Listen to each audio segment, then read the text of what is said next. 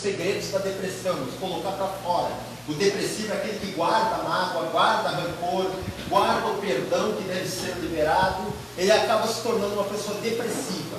E eu aprendi esse segredo, às vezes até minha esposa diz: tu é muito espontâneo e fala o que vem na mente. É claro que eu penso antes de falar, mas eu procuro não guardar nada no meu coração, que eu aprendi que esse é um dos segredos para mim não entrar em depressão. O depressivo geralmente é aquela pessoa que fica acumulando no seu coração traumas, decepções, fica guardando no seu coração frustrações. E o segredo para não entrar em depressão, ou para se entrar, sair da depressão, um dos segredos é esse: colocar para fora aquilo que está dentro, colocar para fora com um amigo, principalmente com Deus. O próprio Pedro, ele deu um segredo para nos livrarmos da depressão. Ele diz assim, colocando sobre ele, Jesus, toda a nossa ansiedade. A ansiedade é o princípio de uma depressão, porque ele tem cuidado de nós. Aí eu coloco sobre ele, eu coloco sobre a minha esposa, eu coloco sobre os meus amigos, mas eu não fico com nada guardado dentro do meu coração para não entrar em depressão. Criando filhos emocionalmente saudáveis é R$20 o valor. Desmistificando a depressão, 30. Se levar os dois, R$40. Daí sai por, o desmistificando a depressão sai por 20, se levar os dois.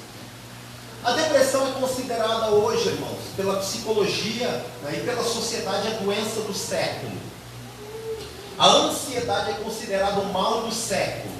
Biblicamente, o mal do século é uma vida sem Cristo. A ansiedade é uma consequência.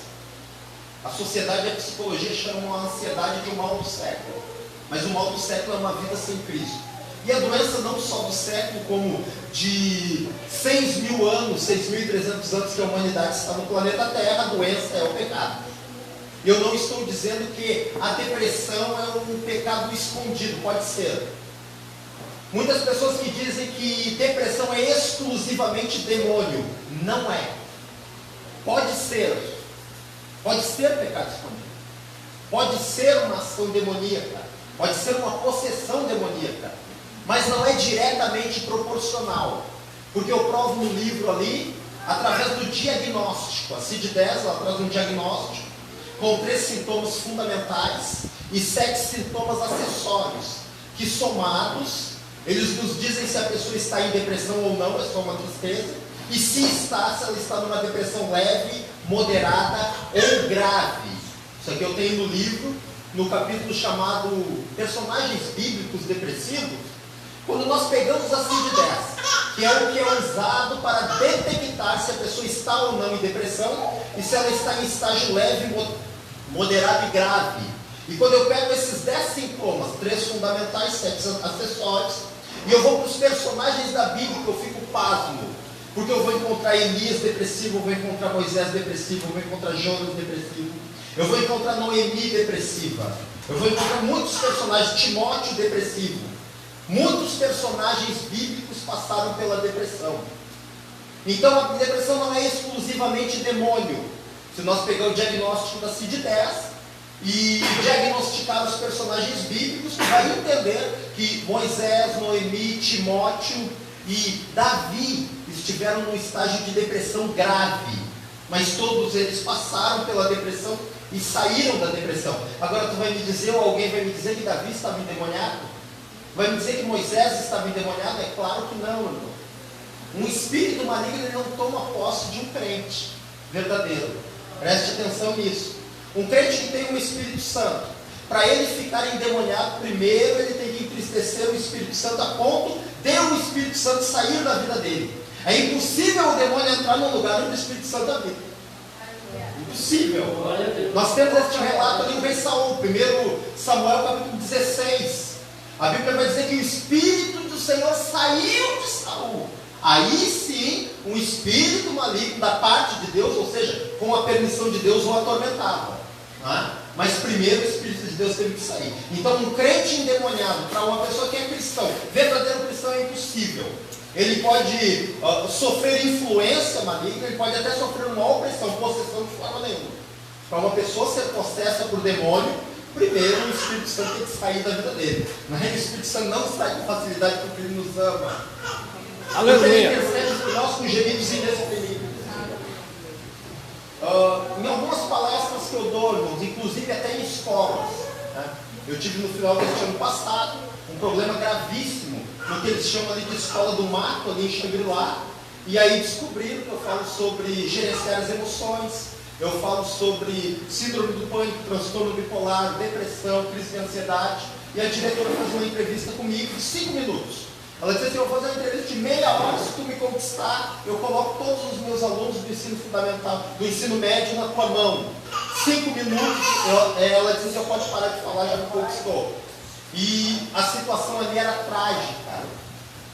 E quando eu entrei numa sala, ela estava impressionada, ela disse: não te assusta se alguém te ofender, não te assusta se alguém falar palavrão, não te assusta se eles não derem embora porque tu está falando, não te assusta se alguém virar as costas e te deixar falando sozinho. Eu disse: eu não tenho problema, se isso acontecer eu vou continuar falando até que a senhora me mande parar. Ninguém saiu da sala de aula, ninguém falou nenhum palavrão, ninguém virou as costas, ninguém mexeu no celular.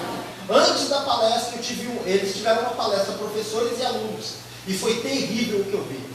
Alunos com os pés em cima da classe, fumando cigarro dentro da sala de aula. Uns saíam e diziam: nós estamos saindo para fumar uma maconha lá fora, no pátio da escola. E ela estava impressionada. Depois ela disse assim: rapaz, qual é o segredo? Eu disse assim: o segredo é ter o Espírito Santo na vida.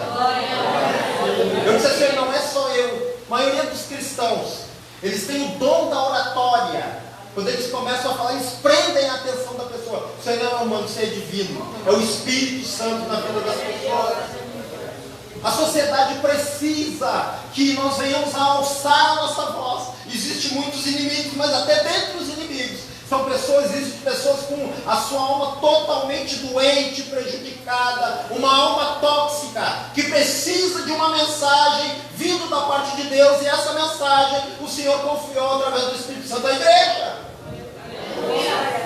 Infelizmente, irmãos, a depressão, ela tem matado cerca de 800 mil pessoas por ano. Isso aí nos remete a 2.200 mortes por dia. Uma morte a cada 40 segundos. A cada 40 segundos em todo mundo uma pessoa tira a sua própria vida, e o motivo, o ponto de partida, a alavanca, a mola propulsora é a depressão. Só tem um problema: a psicologia não tem a cura para a depressão. Eu já falei com vários psicólogos, irmão. Já tive um programa de televisão com uma psicóloga, que é psicóloga há 25 anos, que leu o meu livro e ficou impressionada. Como é que eu cheguei a estas conclusões se eu não tenho curso de psicologia? Eu disse para ela: para aí, eu não fiz o curso numa universidade, mas eu ganhei o curso completo em livros da biblioteca pública, ali na Câmara de Vereadores, e eu estudei sozinho. Mas mesmo assim, como é que tu chegou a essas conclusões e tu tem a petulância, disse ela para mim, de dizer que tu tem a cura para a depressão? Eu disse: porque eu tenho. Porque na Bíblia nós temos a cura para a depressão. Jesus disse: vinde a mim todos, cansados e sobrecarregados. Ele está falando de quem? Depressivo, irmão. Cansado e sobrecarregado, depressivo. Vinde a mim todos. Todos é cristãos e não cristãos. Porque o cristão também fica depressivo, corre o risco de entrar em depressão.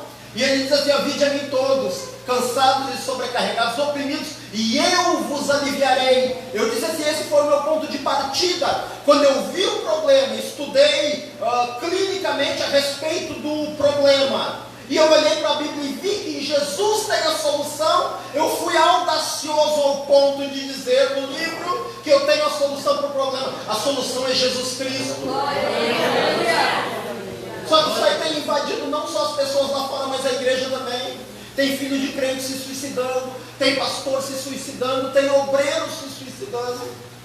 Vizinhos nossos que não são cristãos, são de outra denominação, estão se suicidando. Os jovens estão tirando a sua própria vida, porque não encontram uma solução no fundo do túnel. E muitos de nós estão acovardados em falar o evangelho que liberta, o evangelho que transforma, o evangelho que torna a dar alegria para a alma do que está aflito. O que é a depressão, irmãos? Uma doença da alma. Nós temos enfermidades do corpo físico, e a nossa alma também adoece e enferma. Ela pode enfermar a nossa alma também. O que é a alma? É aí que eu entro numa área que a psicologia não consegue entrar. A alma, ela tem duas plataformas. Primeira plataforma da alma, ela se chama mente. E a segunda plataforma da alma, coração. A primeira plataforma é? E a segunda?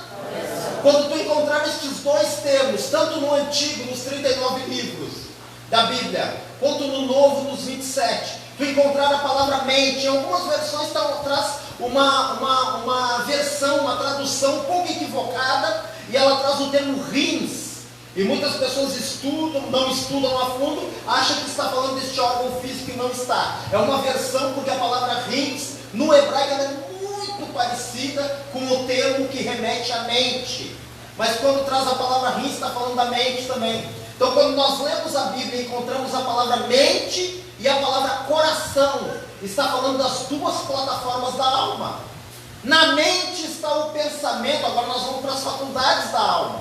As duas plataformas da alma. A primeira plataforma é a e a segunda plataforma é coração. Não é a cabeça e não é esse órgão que bombeia sangue para o corpo. E se tu tem uma boa circulação, a cada 7 segundos o teu sangue dá uma volta em todo o corpo, impulsionado por este motor chamado coração. Não é isso que a Bíblia está dizendo. Quando a Bíblia fala de coração, acima de tudo que tem que se guardar, guarda o teu coração, porque dele procede as saídas da vida. Não está falando desse órgão de carne, está falando de uma das plataformas da alma. Na mente, agora vamos para as faculdades. Primeira plataforma se chama mente. Na mente está o pensamento e o entendimento. Segunda plataforma, coração. No coração está o sentimento e a vontade. Primeira plataforma, mente, pensamento e entendimento. Segunda plataforma, coração, sentimento e vontade. Então se tu pensa, se tu entende, se tu sente e se tu tem vontades, tu está sujeito a enfermar e em algum momento da tua vida passar por um estágio de depressão ou não. Como eu não passo pela depressão? Quando eu tenho a habilidade de gerenciar as emoções, aí eu não passo pela depressão. Quando eu tenho a habilidade de gerenciar as minhas emoções, é fácil? Não é. Tu conhece alguém que conseguiu conhecer Jesus? Ele nunca passou por depressão. E ele sabia gerenciar as suas emoções. Agora todos os seres humanos que eu conheço, em algum momento da sua vida, passou por um estágio de depressão. A depressão, ela começa na mente. Ela começa num pensamento. Por isso que quando eu falo sobre gerenciar as emoções, e aí eu entro em todas as áreas da vida, irmão, todas as áreas da vida, eu falo sobre dominar os pensamentos. Quer ver o retrato da alma? Quem pode abrir comigo, abre aí, Filipenses.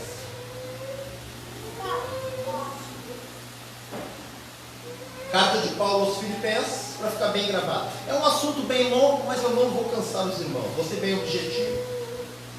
Mais detalhes tem no livro. O livro é simples e objetivo, muito fácil de ler, muito fácil de ler. Até quem não gosta de ler, lê ele em 4 horas.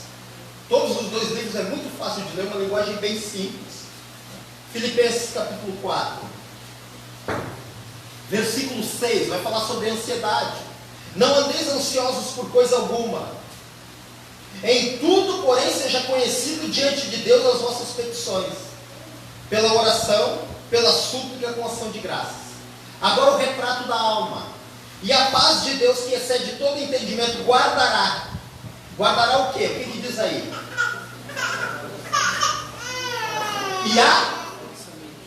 E a mente. Guardará o vosso coração e a vossa mente em Cristo Jesus. Aqui é o retrato da alma. E a paz de Deus, que excede todo o entendimento. Aqui Paulo está falando de coisas que levam a pessoa a adoecer da alma, a ter depressão, a falta de paz em algum momento, em alguma circunstância da vida. Aí já vai ter o remédio. A paz de Deus, que excede todo o entendimento. É uma pessoa passar por várias circunstâncias adversas da vida e não se atribular, quando ela tem a paz de Deus na sua vida, que excede o entendimento humano, porque o homem natural não entende as coisas de Deus, elas se explicam espiritualmente. Aí ele não entende, mas como é que o mundo está desabando na cabeça do camarada e ele está ali tranquilo? Porque nós não mostramos, irmãos, para a sociedade o problema que nós estamos passando. Nós entramos para o quarto, fechamos a porta e ali nós desabafamos. E ali nós colocamos tudo para fora. E aí nós saímos dali aliviados, pronto para outra. Porque o próprio Jesus disse: deixem-vos a paz, a minha paz vos dou, não dou como o mundo a dá. Não se turbe o vosso coração, nem se atemorize. Porque a paz do mundo é ter tranquilidade na ausência de adversidade. Aí Jesus disse assim: eu dou a minha paz, mas não como a do mundo. A minha paz que eu dou é no meio da guerra, no meio da tribulação, tu vai encontrar essa paz. Aí ele vai dizer: a paz de Deus que excede todo o entendimento. Ninguém consegue entender, só o crente. Como é que ele passa por tudo isso? Dando glória a Deus, que nem tem aquele louvor do Lázaro. Vou passando pela prova dando glória a Deus. Como eu faço isso? Quando eu tenho a paz de Deus que excede todo o entendimento. Guardará a vossa mente, pensamento e entendimento, e o vosso coração, sentimento e vontade, em Cristo Jesus. Está falando da alma. Agora Paulo vai dar um segredo, irmãos. Um dos segredos de como gerenciar as emoções, gerenciando os pensamentos. Ele vai dizer no versículo 8: finalmente, irmãos, tudo que é verdadeiro, tudo que é respeitável, tudo que é justo, tudo que é puro, tudo que é amável, tudo que é de boa fama, se há alguma virtude, se há algum louvor, seja isso que ocupe o vosso pensamento. Ele fala sobre 8 características, e aqui está um segredo para não entrar em depressão. Eu pego estas características, e algumas pessoas que gostam, são bem didáticas, são bem pessoas que são bem detalhistas. Eu aconselho a pegar um caderno, botar as 8 características: tudo que é verdadeiro, tudo que é respeitável, tudo que é justo, tudo que é puro, tudo que é de boa fama, se há alguma virtude, se há algum louvor, e colocar essas 8 características e botar ali: o que para mim é louvável, o que para mim é justo, o que para mim é puro, o que para mim é de boa fama, e eu colocar ali essas características. E ele está dizendo que seja isso que ocupe o vosso pensamento. A depressão se dá quando entra um pensamento negativo na nossa mente, e nós começamos a alimentar este pensamento. Alguém falou alguma coisa, um trauma do passado, rejeição, que é a maior causa de depressão, um abuso infantil, uma demissão, uma quebra financeira, uma decepção amorosa, a perda de um ente querido, coisas que levam uma pessoa à depressão, uma decepção ministerial, um distanciamento da palavra de Deus, de uma vida de santificação e uma vida de oração, um pecado cometido, coisas que podem levar a pessoa à depressão. Então essas características acontecem na vida de todas as pessoas. Um acidente, uma mutilação, o camarada perdeu o dedo, perdeu a perna, perdeu a mão. Características, quando alguém descobre que está com uma doença, e a doença, quando ele descobre, está em fase terminal, ou é uma doença que não tem cura, coisas que levam a pessoa à depressão. E o que acontece? Quando essas circunstâncias atingem a nossa vida, automaticamente, naturalmente, o nosso pensamento, ele é bombardeado por esta notícia, por esta calúnia, por este pecado, por esta quebra financeira, por a perda de um ente querido. E este pensamento começa a dominar a nossa mente. Nós começamos a pensar nisso diariamente. Quando algum assunto, alguma coisa, algum acontecimento, ele invade a nossa mente, e nós começamos a pensar continuamente nisso, é por isso que a pessoa peca. O pensamento, ele nasce na mente. Por isso que Jesus disse assim: se alguém olhar para uma mulher com o coração desejoso, já pecou. Mas por que Jesus não cometeu o ato?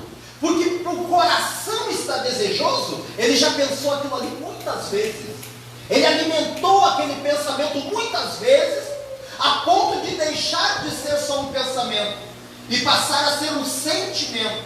O pensamento, muitas vezes alimentado, ele deixa de ser só um pensamento, ele vem para o coração, desce da mente para o coração e passa a ser um sentimento. Na primeira oportunidade a pessoa consuma o fato, porque já está no coração, não é mais um pensamento, é um sentimento. Por isso que Paulo está dizendo aqui, quando vier um pensamento maligno que está tirando a tua paz, ou alguém te falou algo, ou tu tem alguma esperança de algo acontecer na tua vida, e essa esperança se adia, Provérbios 13:12, a esperança que se adia faz adoecer o coração, mas a promessa cumprida é a árvore da vida.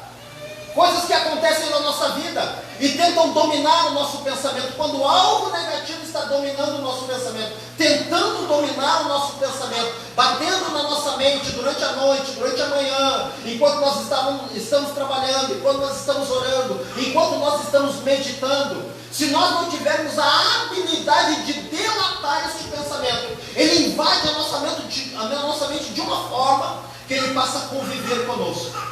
Quando ele passa a conviver conosco, ele não é mais um pensamento, é um sentimento.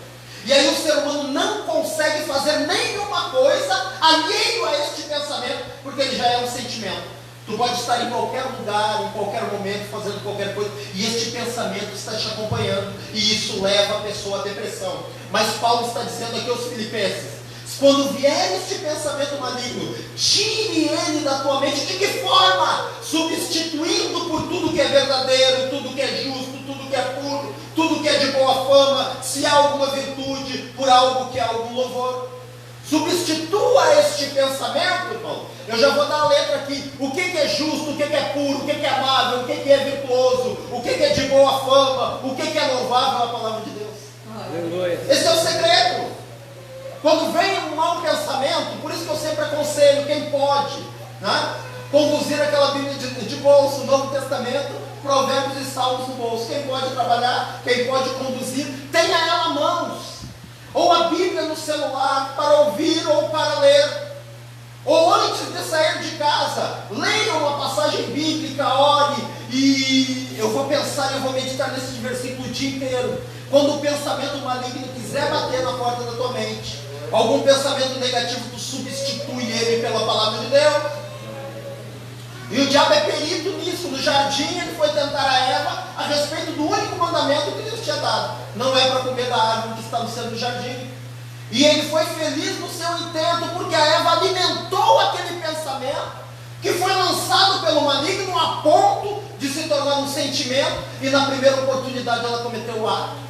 Ele foi tentar a mesma coisa com Jesus. E ele disse: se tu és o Filho de Deus, no momento de provação, no momento de jejum, no momento de deserto, se tu és o Filho de Deus, transforma a pedra em pão. Lançou um pensamento. Como é que Jesus deletou pela palavra? Está escrito: nem só de pão viverá o homem, mas de toda a palavra que sai da boca de Deus. Então nós temos a arma para vencermos a depressão. Mas não é sempre que nós conseguimos. Às vezes ela bate a porta da nossa mente. Algo ruim que aconteceu.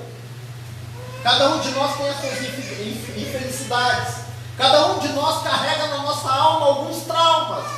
Por isso que Jesus em Mateus 5,8 ele dá uma receita extraordinária. Bem-aventurados os limpos de coração, porque estes verão a Deus. O que é um limpo de coração, irmão? Não está falando desse órgão de carne, está falando da alma. Está falando de uma plataforma da alma. O que é um limpo de coração? Ele vê coisas que desagradam, vem tentações, vem provações, vem palavras negativas, vem acusações, vem calúnias, vem briga. E o limpo de coração, ele consegue detectar tudo isso dentro da sua alma e jogar para fora. Eu vou perdoar. A pessoa falou isso, eu vou perdoar. Se não tem mais como perdoar, a pessoa que me prejudicou, partiu desta terra, já morreu, eu vou esquecer, eu vou deixar para trás.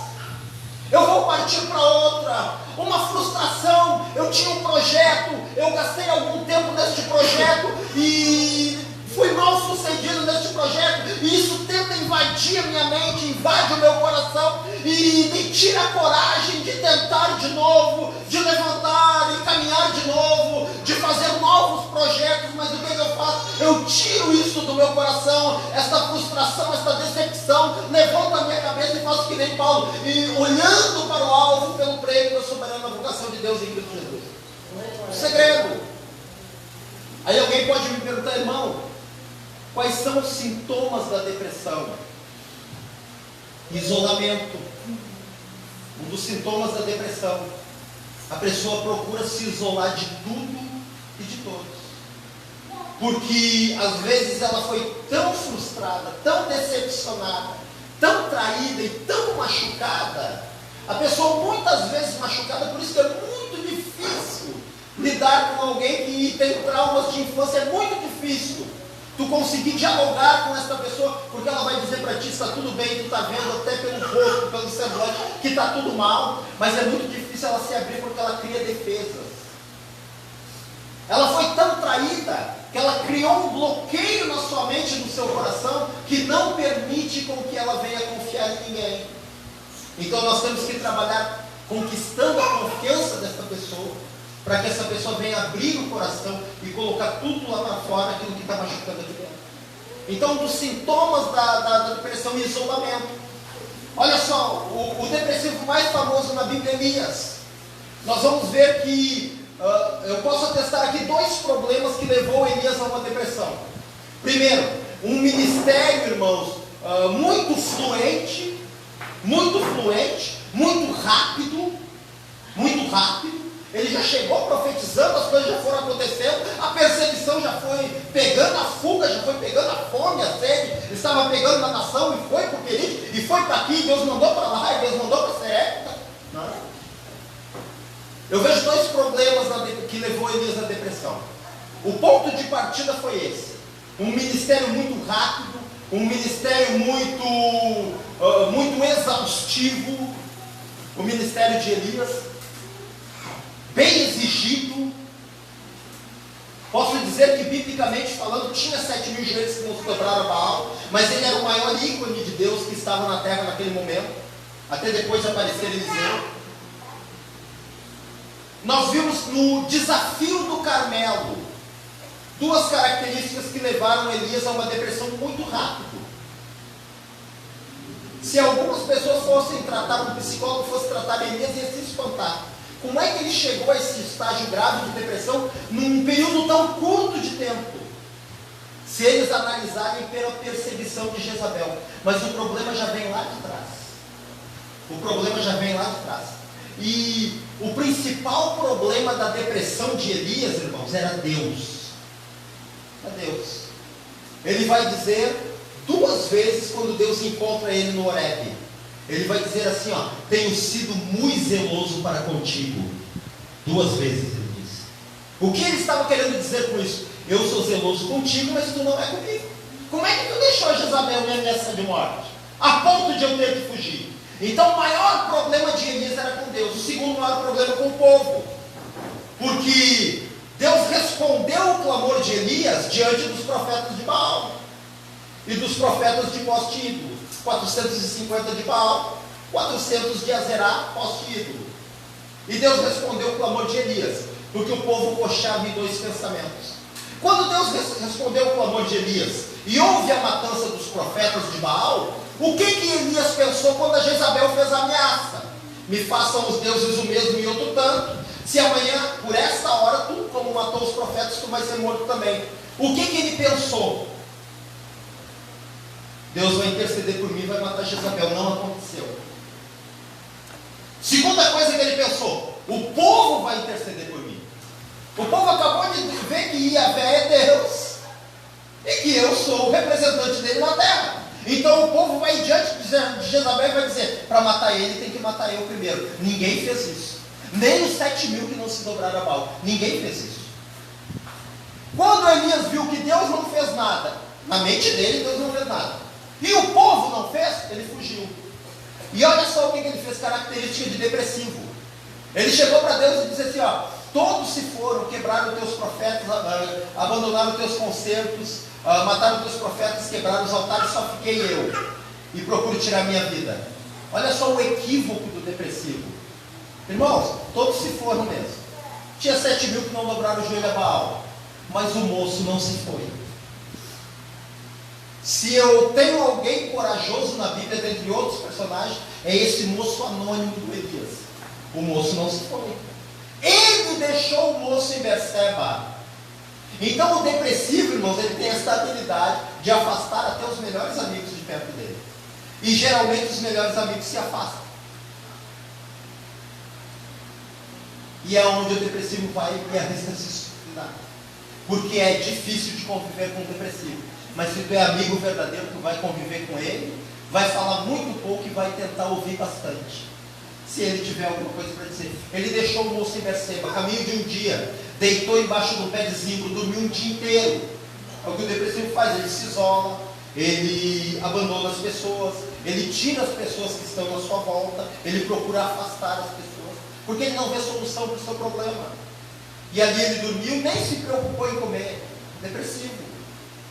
Aí o anjo veio, acordou ele, come e bebe, longa é a tua jornada. Comeu, bebeu, dormiu de novo. O anjo veio de novo, come e bebe, longa é a tua jornada. Ele comeu, bebeu e pensou assim, mas será que esse anjo, estou parafraseando, não vê que eu estou depressivo e que eu não quero a companhia de ninguém? Fugiu 40 dias e 40 noites, longe da presença do anjo, porque o depressivo não quer a companhia de ninguém. O anjo disse, longa é a tua jornada. Mas era para voltar para lá, está dizendo, ainda tem muita coisa para te fazer.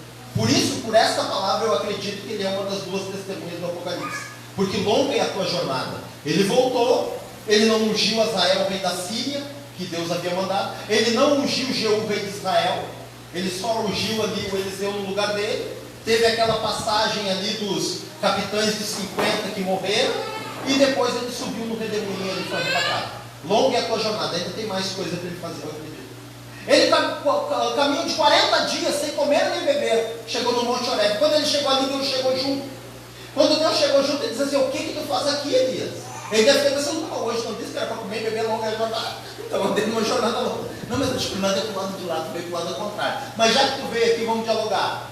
Não é? O que tu faz aqui? Aí ele disse assim, eu tenho um problema contigo e com o povo, vamos resolver contigo primeiro, senhor. Não é? Eu tenho sido muito zeloso para contigo. O que ele está dizendo nas entrelinhas? E tu me abandonou.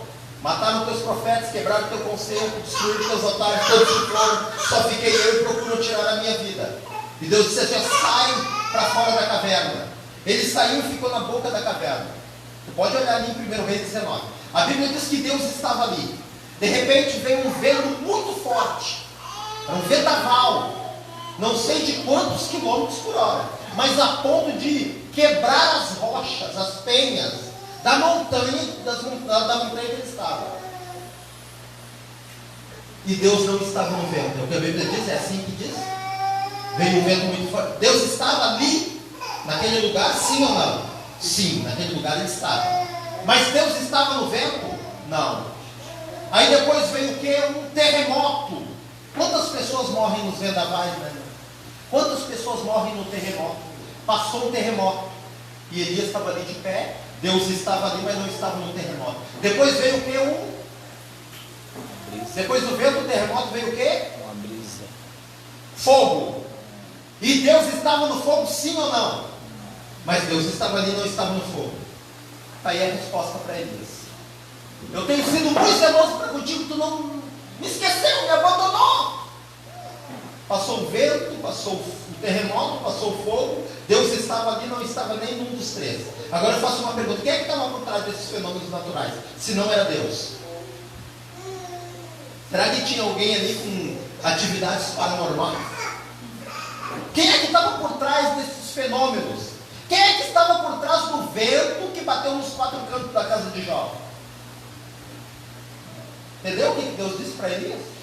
Elias, eu estou aqui, por isso que o vento e nem quem está por trás deste vento não te tocou. Eu estou aqui, por isso que o terremoto e quem está por trás deste terremoto não te tocou. Eu estou aqui, por isso que quem está por trás deste fogo e o fogo não te queimaram. Aí ele disse: então volta, Elias, unge Azael, rei da Síria, unge Jeú, rei de Israel, e unge Eliseu de Abel-Meolá, profeta, no teu lugar. Ele estava tão focado na Jezabel que ele esqueceu do principal inimigo dele, que é o diabo. E Deus estava dizendo: se Deus não estava por trás daqueles fenômenos, quem está? O diabo.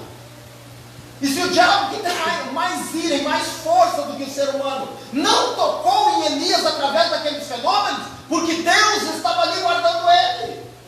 Aí ele disse: volta. Se o diabo, que tem mais força que a Jezabel, não te tocou, tu acha que ela vai te tocar? E se o diabo não te tocou, que tem mais força que a Jezabel, é porque eu estou contigo, Elias. Então volta a fazer o que tu parou. Tu está vivo ainda se tem alguém passando por depressão, irmão.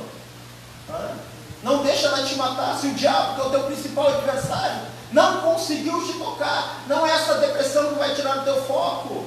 Se o diabo não conseguiu te tocar, é porque Deus é contigo, Ele está te guardando, Ele está me protegendo, porque Ele tem um grande projeto na minha vida. Quantas tentativas, quantas emboscadas, quantas situações de risco nós já nos metemos, ou nos meteram nessa situação situações e não aconteceu nada, nós seguimos ileso, porque Deus está nos guardando para um grande projeto que Ele tem através da nossa vida.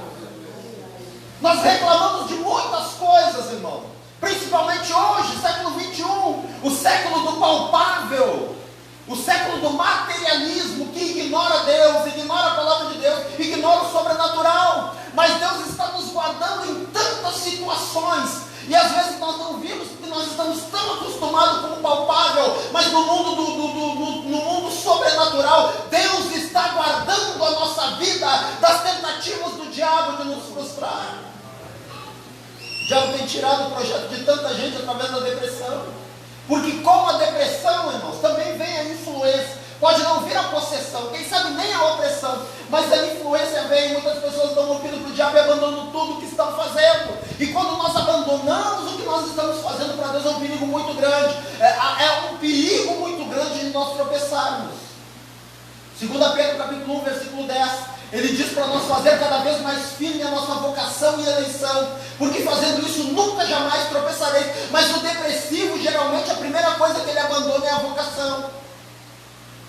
Geralmente ele desiste de tudo, ele para com tudo.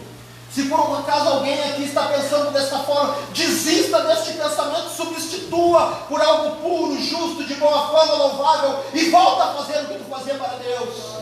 Tem oportunidade para todo mundo na obra, irmão. A palavra é verdadeira, a seara é grande, os ceifeiros são poucos. Se o teu chamado é evangelizar, tem lugar para evangelizar. Se é louvar, tem lugar para louvar. Se é pregar, tem lugar para pregar. Se é ensinar, tem lugar para ensinar. Se é profetizar, tem lugar para profetizar.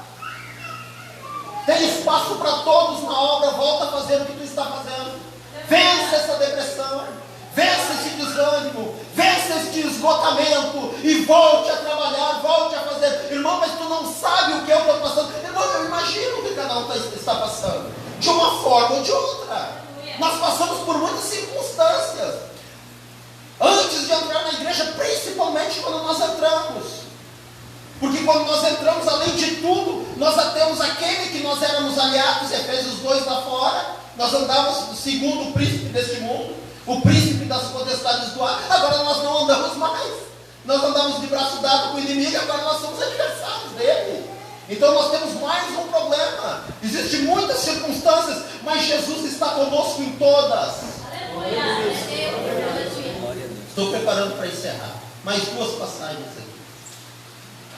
A Bíblia, irmãos, esse livro aqui, ó, fala sobre depressão e a cura, da primeira página à última. O ano passado saiu um projeto, eu acredito que foi elaborado no segundo céu, porque o diabo é o príncipe das potestades dos ares. Eu acredito que o trono dele está no segundo céu, né? É uma teoria minha. Eu acredito que ali foi elaborado, né, este projeto de impedir pessoas que não tenham formação psicológica ou psiquiátrica, daí tem que entrar na medicina, de falar sobre enfermidades da alma. Tentaram uma vez, não deu certo. Esse ano eles vão tentar de novo. Querer proibir. Se eles conseguirem, irmão, eu acredito que não vão, tá? Mas nós vamos orar a este favor. Se eles conseguirem, eles vão ter que calar a voz de vocês todos. Porque a nossa principal mensagem é a salvação através de Jesus Cristo. E a nossa segunda principal mensagem é a doença da alma. É o que nós mais falamos, é o que nós mais tratamos dentro da igreja. Nós tratamos de doenças do corpo físico também. Mas o que nós mais tratamos dentro da igreja, preste atenção nas mensagens que tu ouve aqui neste púlpito, ou nos púlpitos por aí. Preste atenção nas mensagens e analise sobre este prisma de enfermidade da alma, um prisma psicológico. Tu vai ver que todas as nossas enfermidades, as nossas mensagens, elas tratam com enfermidades da alma. E eles estão querendo calar a nossa voz, mas em nome de Jesus eles não vão conseguir. Em nome de Jesus eles não vão conseguir. Né? Essa também é uma das coisas que me abriu este desejo no meu coração. E o meu pouco tempo que eu tenho, ainda estou resumindo, para tentar fazer o Enem no fim do ano, porque a faculdade de psicologia é muito cara. Né? É muito cara, dá R$70 mil o curso completo. Mas eu vou tentar fazer um Enem no fim do ano, e eu acredito que Jesus vai me ajudar. E eu fazendo um Enem, irmão, se por um acaso eles quisessem meter, me perdoe a expressão, a besta de querer calar, pelo menos aqui em Capão da Canoa vai ter um psicólogo cristão, que pode dizer, pode falar que eu assino. Pode falar que eu assino. Porque eu não conheço, eu conheço alguns psicólogos cristãos, né? Mas em outras cidades, aqui eu acredito que tenha, eu não conheço nenhum, acredito que tenha, mas eu estou disposto, se eu concluir a faculdade, a dar minha cara a tapa e dizer pode falar. Mas eu não acredito que eles vão conseguir, porque para isso eles vão ter que mexer no catolicismo também, porque de uma forma ou de outra, eles também falam das enfermidades da alma. Romanos, duas passagens aqui para me encerrar. O assunto é longo. Romanos 8. Paulo vai falar aqui sobre 17 coisas que podem levar a pessoa de depressão. Ele diz assim, Romanos 8, 35. Quem nos separará do amor de Cristo? Tribulação, angústia, perseguição, fome, nudez, perigo ou espada. Como está escrito, por amor de ti somos entregues à morte todo dia. Fomos considerados como ovelhas para o matadouro. Em todas essas coisas, porém, somos mais que vencedores por meio daquele que nos amou. Porque estou bem certo que nem a morte, nem a vida, nem os anjos, nem principados, nem coisas do presente, nem do porvir, nem poderes, nem altura, nem profundidade, nem qualquer outra criatura poderá nos separar do amor de Deus que está em Cristo Jesus, nosso Senhor. Não importa a situação que tu esteja passando. De repente tu não conseguiu encontrar ainda essa luz, mas o amor de Cristo está juntinho de ti em meio a qualquer situação. Paulo falou sobre 17 situações que ele passou. Ele está dizendo assim, eu senti o amor de Cristo em todas as 17 situações. Por isso que eu não consigo encontrar Paulo depressivo. Ele tinha alguns segredos. Paulo, por que tu não ficou depressivo? Porque todas essas 17 situações, mais aquela, 5 quarentenas de açoite menos 1, 3 vezes fustigado com vara, uma noite, um dia passei na voragem do mar, etc, etc, etc. Como que tu não entrou em depressão, Paulo? Porque em meio a todas essas dificuldades eu conseguia sentir o amor de Cristo juntinho de mim, todas elas eu consegui. Glória a Deus. Mas Paulo, tantas coisas que te falaram, ali nos Romanos, entre os Romanos o comentário era que tu era motivo de escândalo, a ponto de tu dizer, eu não me envergonho do Evangelho de Cristo, porque é o poder de Deus para a salvação de todo aquele que crê, primeiramente os judeus e depois também o grego, né? No meio de tudo isso, como é que o teu coração não sobrecarregou, Paulo? Ele dá um segredo. Eu aprendi a deixar para trás as coisas que ficam. De que forma? Avançando para as que estão adiante de mim. Tem coisas, irmãos, que nós carregamos lá da nossa infância, da nossa adolescência, da juventude, nós carregamos na nossa vida adulta, que não vai resolver o problema, vai trazer só temores. E Paulo disse assim, eu aprendi a deixar as coisas que eu não posso resolver para trás. Se dá para jogar sobre Cristo, eu jogo sobre Cristo. Se é uma coisa que é irremediável, eu não convivo com este fantasma. Eu deixo as coisas que para trás ficam e avanço para as que estão adiante de mim. Algumas coisas nós temos que deixar para trás. Aprender a gerenciar os pensamentos. Dominar as emoções. Substituir pensamentos. Não deixar nada ruim descer para o coração. Se alguma coisa ruim desceu para o coração, procurar limpar o coração. Como é que eu limpo o coração? Agora eu entro na última passagem do segredo. Evangelho de Lucas, capítulo 24. Os dois homens a caminho de Emaús. Esse aqui é um segredo usado pela psicologia, também pela psiquiatria. Se bem que a psiquiatria entra na área do remédio. Né? Duas coisas que eu vou dizer aqui. Primeiro, baseado nesse texto, o perigo de consultar um psicólogo não cristão. Perigo. Por que é perigoso? Porque ele conhece essa técnica que eu vou falar aqui. Ele vai fazer duas perguntas, ou três, mas geralmente duas perguntas retóricas que o psicólogo faz. A primeira pergunta que ele faz vai mexer no teu ego. E a segunda no teu intelecto. Quando ele consegue mexer no teu ego e no teu intelecto, ou no meu, se ele conseguir, automaticamente a minha alma vai colocar tudo que está na minha mente para fora para mim me defender. O meu ego vai sobressair e o meu intelecto também. Eu vou mostrar que eu sei, eu vou mostrar que eu tenho alguma coisa para dar. Então ele faz duas perguntas que mexem no ego e no intelecto. Quando o ego e o intelecto do ser humano ele é polido, mexido, o ser humano automaticamente ele tem a tendência, de repente na primeira vez não, mas na segunda ou terceira, sim, de começar a colocar tudo para fora. E qual é a forma de limpar o coração? Jesus disse: bem-aventurados os limpos de coração, eles verão a Deus. E depois, mais adiante, ele vai dizer que a boca fala do que o coração está cheio. Então, qual é a fórmula de limpar o coração? Falar.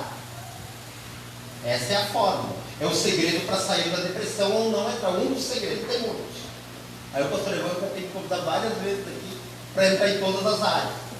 Então o segredo é colocar para fora. Por isso que o psicólogo ou psiquiatra, quem já consultou, sabe disso. Ele vai fazer pelo menos 2 perguntas. Alguns fazem mais, não tem tanta experiência.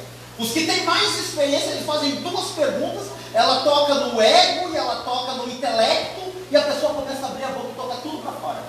Esse é o segredo de limpar o coração. Porque a boca fala que o coração está cheio. Quando começa a falar, o coração começa a esvaziar. Quando o coração esvazia, aí o que o psicólogo faz? Ele vai encher o coração da pessoa. Aí está o problema.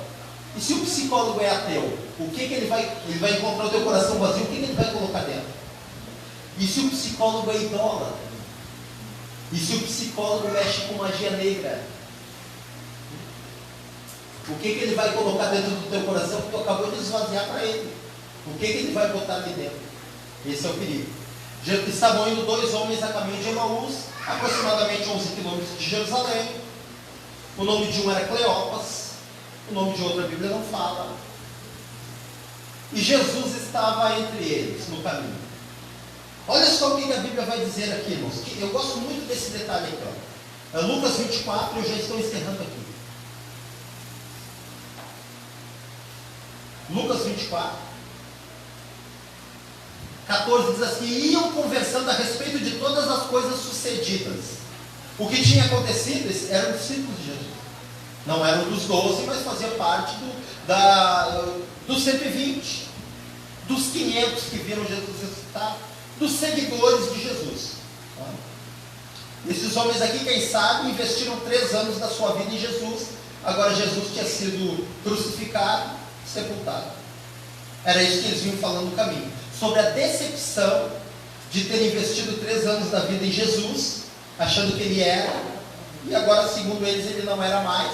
Eles estavam frustrados e decepcionados. Perdemos 3 anos de vida investindo nele, achávamos que ele era, e ele não é coisa nenhuma. Versículo 15. Aconteceu que enquanto conversavam e discutiam, o próprio Jesus se aproximou e ia com eles. Eu gosto do 16. Os seus olhos, porém, estavam como que impedidos de reconhecê-lo. Não estavam impedidos, estavam como que impedidos. Eles estavam vendo, era Jesus que estava ali, irmão. Só que a depressão, ela tem este poder de fazer com que nós não venhamos a enxergar as bênçãos que Deus tem para nós.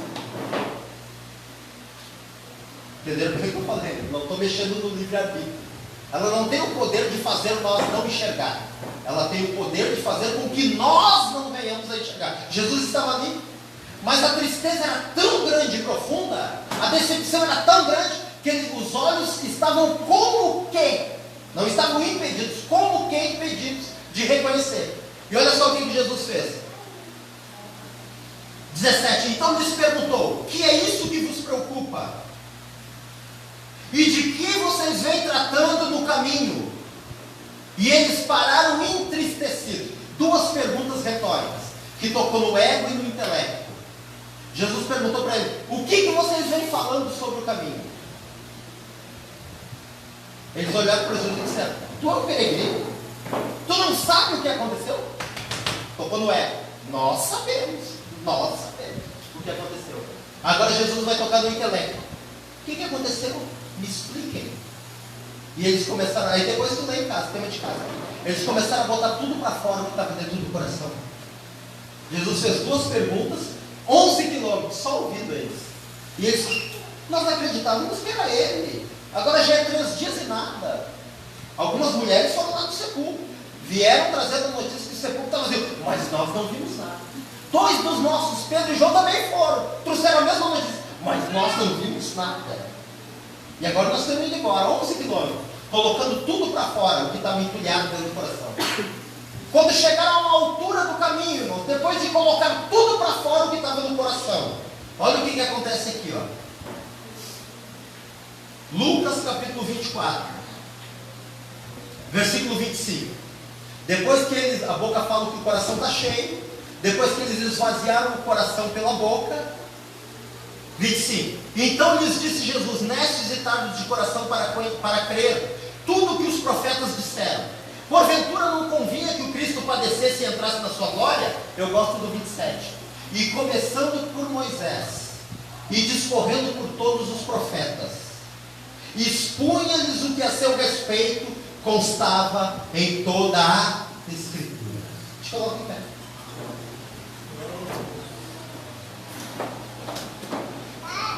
Duas perguntas retóricas. Tocou no ego, tocou no intelecto. 11 quilômetros. A boca fala que o coração está cheio. Geralmente o depressivo quer se esconder, não quer falar. Não fala, daqui a pouco a forca pega. É o que acontece. Porque ele não fala. Alguém tem que ir ali e fazer algumas perguntas retóricas para forçar ele a falar. Jesus forçou eles a falar. Por isso que chamam Jesus de um psicólogo dos psicólogos. Jesus caminhou 11 quilômetros quietinho, não deu um pio. Só ouvindo. Quando eles não tinham mais nada para falar, porque eles esvaziaram o coração através da boca. Aí Jesus, começando por Moisés e os profetas, o coração vaziozinho, e Jesus encheu o coração deles de vida. Começando por Moisés e pelos profetas, expunha-lhes tudo que a Bíblia dizia a seu respeito. Quando chegaram na casa, irmão, agora o coração que estava cheio de entulho foi esvaziado. Jesus preencheu com a palavra. Quando chegaram, eles não queriam que Jesus fez que ia passar esse constrangimento, ele ia ficar. Não fica que nós queremos mais, a coisa está boa. Quando chegaram em casa, foram comer. Jesus pegou o pão para dar graças. Aí alguns dizem que foram aí que perceberam que era ele. Porque quando ele levantou as mãos com o pão para dar graças, o manto caiu e eles viram a marca de escravos. Porque o manto tampava. Alguns dizem isso? Pode ser. Quando eles olharam de novo, Jesus não estava mais. Aí os dois olharam e disseram: mas não ardia o nosso coração quando ele falava conosco no caminho? A cura para a depressão, irmão, palavra de Deus. A solução para sair da depressão: colocar tudo para fora. Não fica nada guardado aí. Não guarda este rancor, isso aí vai virar um câncer generalizado. Existem pessoas que têm enfermidade no corpo físico e vão no médico e ele não consegue encontrar. Tem outros motivos, mas muitos motivos é consequência de uma enfermidade da alma. Tem pessoas que têm dores de cabeça constantes, não conseguem encontrar um motivo. Pode ser algo que está guardado aí há muito tempo. Nessa noite, a noite de nós abrirmos o nosso coração e colocar tudo para fora. Irmãos, eu guardei tanta coisa dentro da minha alma durante muito tempo. E uma vez eu fui numa campanha de 4 dias na igreja. Fui no primeiro dia, o Juliano se lembra bem, conhece bem a minha história. Fui no segundo, fui no terceiro. No terceiro dia, eu fui os 3 dias e não me converti, irmão. Mas no terceiro dia eu chamei a minha esposa na rua e botei tudo para fora que estava aqui dentro. Eu tinha muitas coisas que eu fazia e não tinha contado para ela. Coisas do meu passado, da época que ela nem me conhecia. A frustração de não ter tido um pai, uma mãe. Coloquei tudo para fora que estava aqui dentro. No domingo fui à igreja. Quando o pregador fez o apelo, eu aceitei Jesus como Salvador. Mas no sábado eu esvaziei o coração, botei tudo para fora. A palavra bateu quinta, a palavra bateu sexta e a palavra bateu sábado. Mas o coração estava entulhado. No sábado de madrugada eu botei tudo para fora. Falei para minha esposa que já era crente.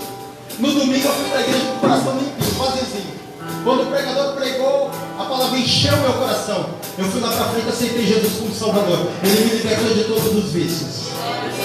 Jesus me batizou com o Espírito Santo e me chamou para o santo ministério. Se tem alguma coisa no teu coração, algum trauma de infância, coloca para fora, não precisa falar para mim, fala para ele. Se tu tem um amigo mais chegado que um irmão, chama ele e conta para ele, mas não fica com esse problema no teu coração. Eu quero orar por você. Quem precisa de uma oração, pastor? Irmão, mas eu não estou depressivo. Mas se tu precisa de uma oração, pastor, se tu conhece alguém que está depressivo, vamos interceder por essa pessoa. Se tu quer autoridade na palavra, para pregar para pessoas depressivas. Passei na frente que nós vamos orar. Aquele que batiza com o Espírito Santo está aqui, Jesus. Estarei convosco todos os dias, Ele está aqui nesse lugar. Onde tiver 2 ou 3 reunidos no nome dele, está Ele que batiza com o Espírito Santo. Se tu ainda não é batizado com o Espírito Santo, está faltando alguma coisa na tua vida para te capacitar para a obra. Não estou dizendo que tu não tem o Espírito Santo. O Espírito Santo trabalha de várias formas. A primeira forma que o Espírito Santo trabalha, irmãos, é em toda a humanidade, crente e não crente. Sabia que trabalha e não crente? Trabalha. Porque é Ele que convence. Para um não crente vir até aqui, tu pode até ter pregado, evangelizado, falado de Cristo. Mas para ele vir até aqui, a obra do Espírito Santo é Ele que convence. Quando ele chega aqui e aceita Jesus, o Espírito Santo entra e limpa a casa. A permanência dele na presença de Cristo faz com que o Espírito Santo venha e habite. Tudo isso é bom, mas tem mais uma etapa. O batismo com o Espírito Santo, que é a capacitação para nós sermos a testemunha de Jesus Cristo. Eu acredito, irmão, que o Espírito Santo já trabalhou na tua vida te trazendo até aqui. Eu acredito que Ele já limpou a casa. Eu acredito que Ele já habita aí dentro. Mas se tem alguém que ainda não é batizado com o Espírito Santo, Jesus que batiza com o Espírito Santo está aqui nesta manhã. Senhor, nós contamos, ó Pai, com a Tua presença a cada momento, a cada instante na nossa vida, Senhor. Vem agir de uma forma extraordinária nesta noite, neste lugar. Se existe alguém aqui que ainda não te aceitou como Salvador, que o Teu Espírito que já fez a obra de convencê-lo a vir até aqui, faça uma obra ainda maior entrando nesta vida, limpando esta casa, habitando nesta casa. Se existe alguém que não é batizado com o Teu Espírito Santo, é o Senhor que batiza. Nós só pregamos, nós evangelizamos, nós ministramos, mas a obra é Sua, Senhor. Entra agora com poder e com autoridade nesta noite, de uma forma sobrenatural, ó Pai. Batiza com o Teu